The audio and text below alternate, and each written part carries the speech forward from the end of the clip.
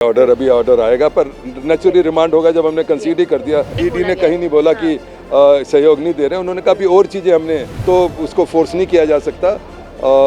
और दूसरी बात है कि एज ए सीएम इनकी बड़ी कन्वर्सेशंस होती हैं, पॉलिटिकल होती हैं और बड़ी बातें होती हैं, एडमिनिस्ट्रेटिव होती हैं। उनका कहना ये था कि अगर ये खोलेंगे तो उसमें मेरे को दुनिया भर की चीज़ें और एक्सप्लॉइट करेंगे, तो इसलिए वो उसमें देने में उनको आनाकानी और उसका रेलेवेंस भी नहीं है कोई। नमस्कार, मैं कशिश और स्वागत है आपका लीडिंग भारत में। राउज एवेन्यू कोर्ट के बाहर हम मौजूद है। इस वक्त आपको बता दें 2 बजे की पेशी थी अरविंद केजरीवाल की और यहाँ पर तमाम दलीलें पेश की गई है। ईडी ने अपनी बातें रखी है, अरविंद केजरीवाल अपनी बातें रखते नजर आए हैं, लेकिन अब कहीं ना कहीं यहाँ पर तमाम सवाल ये बने हुए कि क्या रिमांड पर दोबारा से भेजा जाएगा, क्योंकि यहाँ पर अंदर से तो जानकारियां ये सामने आ रही है कि ईडी ने कहा कि अरविंद केजरीवाल यहाँ पर सहयोग नहीं कर रहे। अब अरविंद केजरीवाल का साफ तौर पे कहना है कि सहयोग पूरी तरीके से कर रहा हूँ, सारी जांच पड़ताल लगातार चल रही है, लेकिन कहीं ना कहीं क्या ऐसा देखा जाए कि यहाँ पर मनीष सिसोदिया, सत्येंद्र जैन, संजय सिंह जैसा हाल अरविंद केजरीवाल का भी होता हुआ नजर आएगा। तो इन सारे सवालों पर चर्चा करने के लिए हमारे साथ यहाँ पर सीनियर एडवोकेट रमेश गुप्ता जी मौजूद है, उनसे बात करते हैं।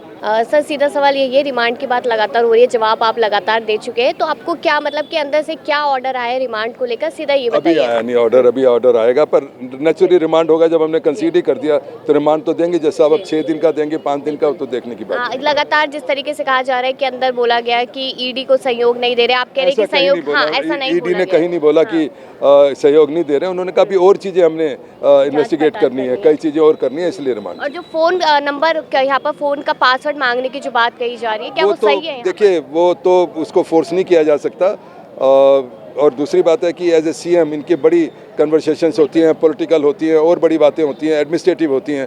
तो उनका कहना ये था कि अगर ये खोलेंगे तो उसमें मेरे को दुनिया भर की चीज़ें और एक्सप्लॉइट करेंगे, तो इसलिए वो उसमें देने में उनको आनाकानी और उसका रेलेवेंस भी नहीं है कोई, क्योंकि इनके पास कोई ऐसी एविडेंस नहीं है कि फ़ोन पे कोई बात हुई हो। Thank you sir.